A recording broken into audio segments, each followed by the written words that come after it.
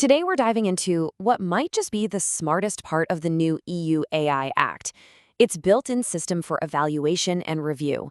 You see, this isn't just another law written in stone.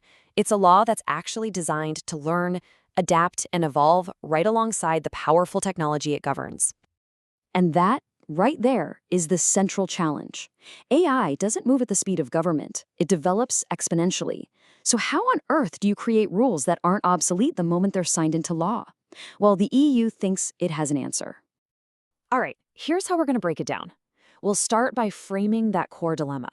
Then we'll get into the Act's solution, this idea of a law that evolves.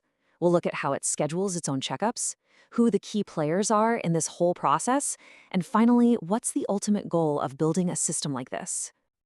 Okay, first, let's really set the stage. The problem the EU is trying to solve here is this fundamental mismatch between how technology works and how we make our policies. You can really see the clash here. On one hand, you have technology that evolves at an exponential pace. It's unpredictable, it's global. On the other hand, lawmaking, by its very nature, is slow, it's deliberate, and it's based on what's happened in the past.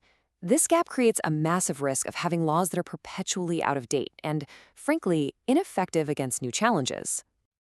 And this brings us to the really innovative solution baked right into the AI Act. It's a concept that's known as adaptive governance. So, what exactly is adaptive governance? Well, in simple terms, it's a law that has the ability to learn from experience.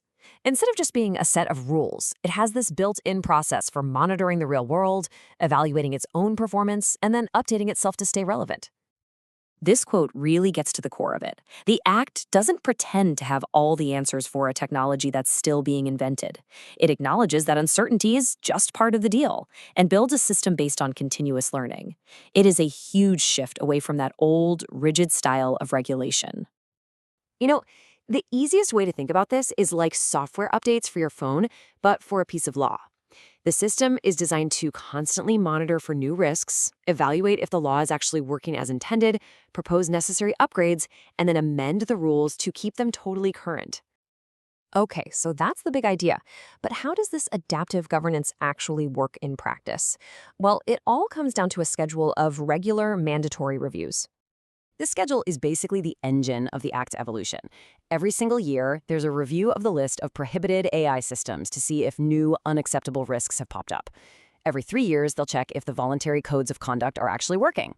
And every 4 years, they do these deep dives into the core stuff, the high-risk list, the transparency rules, and even the effectiveness of the regulators themselves. It's a constant process. And believe me, these aren't just superficial reviews. The law requires these reports to get into the real nitty-gritty, evaluating very practical things. Like, do the national authorities have enough money and people to do their jobs? Are the penalties for breaking the rules actually being applied? And, this one's crucial, is the Act helping or hurting small and medium-sized businesses trying to get into the market? So who is actually doing all of this reviewing and evaluating? It's not just one group, it's a whole ecosystem of institutions all working together. At the very center of it all, you have the European Commission. It's their job to conduct these evaluations, write up their reports, and, if changes are needed, to formally propose amendments to the European Parliament and the Council, who get the final say. Backing up the Commission is the brand new AI Office. Think of them as the specialized tech body.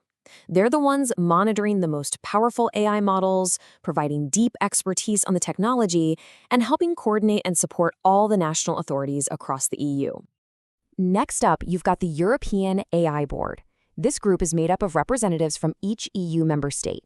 Their job is to advise the Commission and, this is really important, to make sure the AI Act is being applied consistently everywhere, so you don't end up with different rules in different countries. And finally, there's the Advisory Forum.